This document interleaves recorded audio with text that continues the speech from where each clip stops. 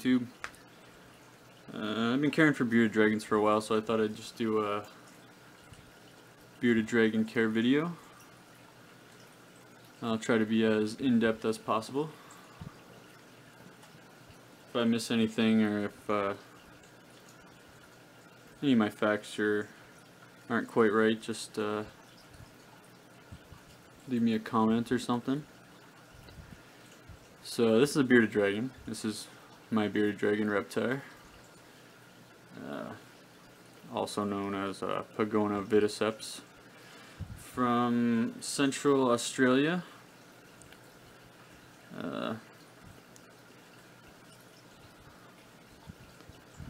They can grow up to around 24 inches long. The average is anywhere from 16 to 20 though.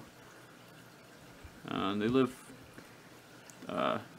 average lifespan is between 5 to 7 years. They can live up to 13 years, I've heard stories, so alright, I guess we'll start with housing. So I keep mine,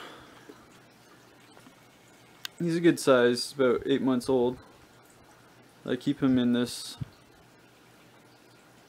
quite large tank. It's 4 foot by 2 foot by 2 foot, which is about 120 gallons. You can keep babies in a 20-gallon tank. Like anything under 10 inches long can be housed, in my opinion, can be housed in 20 gallons. I'd keep anywhere from 11 to 16 inches in a 40-gallon, and anything from 17 up I'd go for like a 55-gallon or 75-gallon, something like that.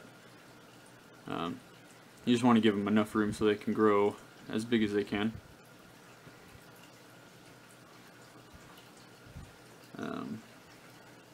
As for heating and lighting, you want to give them 12 to 14 hours of light a day.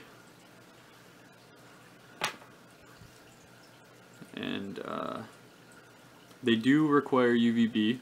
They won't be able to absorb calcium without UVB, so they do require UVB lights.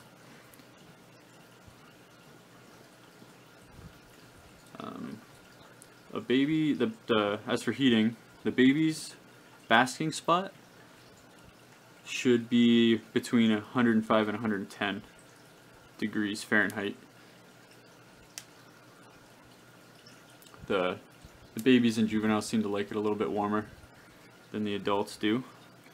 The adults, you want to keep the basking spot around 95 to 105 degrees Fahrenheit. You also want to set up the tank with a warm side and a cool side,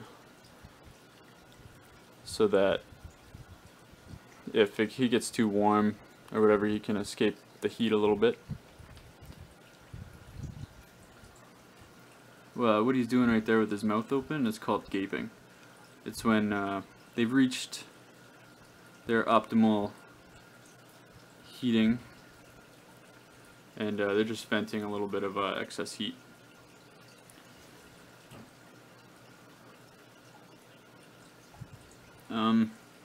Do not ever use heat rocks, because they can do some serious damage to your bearded. Alright, as for substrate, you want to keep babies and juveniles on something like paper towel or newspaper, or even reptile carpet. Reptile carpet's a pain to clean though, so I wouldn't really recommend that. You just want to avoid any loose substrates for the babies and juveniles, because they can ingest it on accident and become impacted. Adults, subadults, and adults, you can keep on loose substrates like washed and sifted play sand, or I have Kelsey sand in there.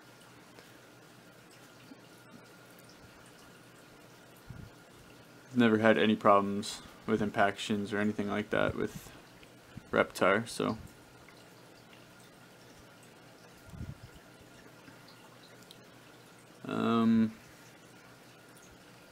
Now on to food.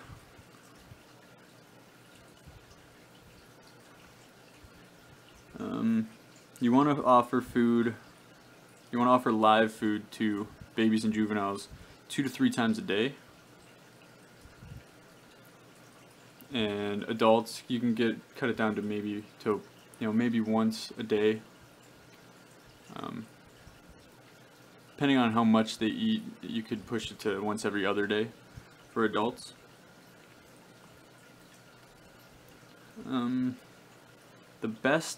The most nutritious live food prey for bearded dragons is crickets.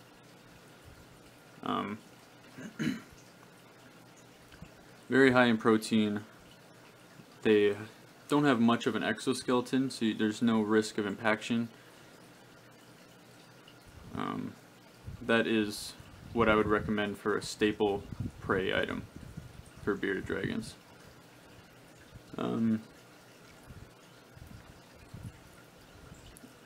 I've heard good things about using dubia roaches, but in this particular part of Canada where I live, they're actually an invasive species, so you can't get your hands on them in this area. So crickets are your best bet. They do smell, and they're kind of noisy, but if you want your bearded dragon to be good and healthy, that's what I recommend feeding them. I personally avoid mealworms altogether. I refuse to give my bearded dragons of any age mealworms.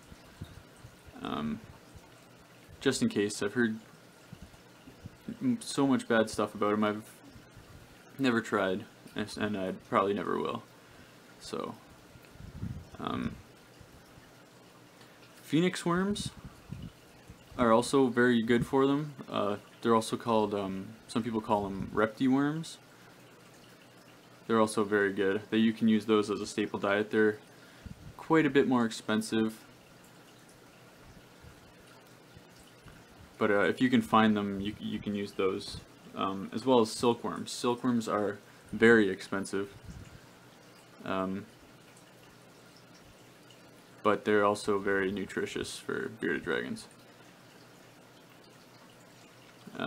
Some things that you can give them as a treat every so often, you can give them Zophoba worms or superworms. Locusts, you can give them locusts. They're really hard to find where I live, so I don't give them locusts. Very, very rarely you can give them waxworms. It's almost like giving them candy. They're really not good for them, but they do love them. Reptar here loves hornworms as a treat, and butterworms as a treat. I wouldn't recommend feeding them anything you've caught, like from the yard or flying around in your house. I wouldn't recommend that, just because you don't know where it's been, what it's been eating. If it's got parasites, it's just not a safe bet. Never ever feed them fireflies. They can and will kill your bearded dragon. Something about them is just extremely toxic to them. Always supplement everything. Live prey items as well as their veggies, supplement everything with calcium and vitamin powder. You want to get them loaded up with the calcium, and always, like I said, always make sure they have the UVB light so that they can absorb it into their bones, or else they will get a metabolic bone disease, which it will cripple and kill them. It's not a pretty sight. I've never seen it in person, but I've seen pictures and it's just gross. As for veggies, the best things are like collard green, mustard green. Those two are probably some of the best things you can give them.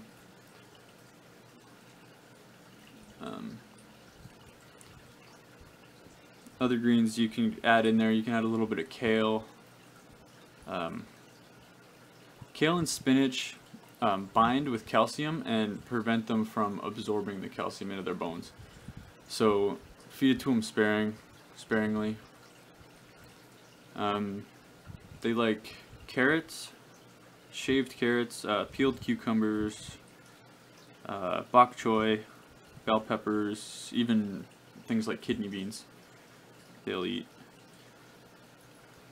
Fruits, you can give them fruits as a snack, as a treat every so often. Like you can give them apples, blueberries, cantaloupe, cherries, grapes, peaches, pears. Reptar loves strawberries and watermelon. Can't get enough of them. I personally peel everything. I don't give them any peels, of any kind. I'll get rid of all that stuff, just in case. You never know. They can also eat flowers. There's quite a few different flowers they can eat. Clovers, dahlias, petunias, hibiscus. They can eat violets, but not African violets. They're not very good for them. Carnations, daylilies, pansies. Reptar loves dandelions. In the summer I just go pick them, clean them up. I actually grow my own dandelions for him because he loves them so much, and they're very, very good for him. You can throw, they love aromatic herbs like basil and mint and oregano, okra, sage, stuff like that. Throw a little bit of that stuff in there, they go crazy for it. I'm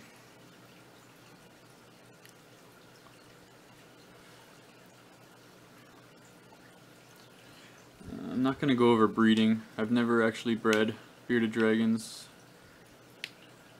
I haven't done too much research into it, so I'm not going to go into that. Yeah.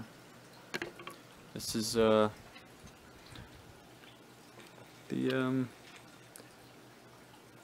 care guide on how I keep my bearded dragon, and he's very happy, very healthy.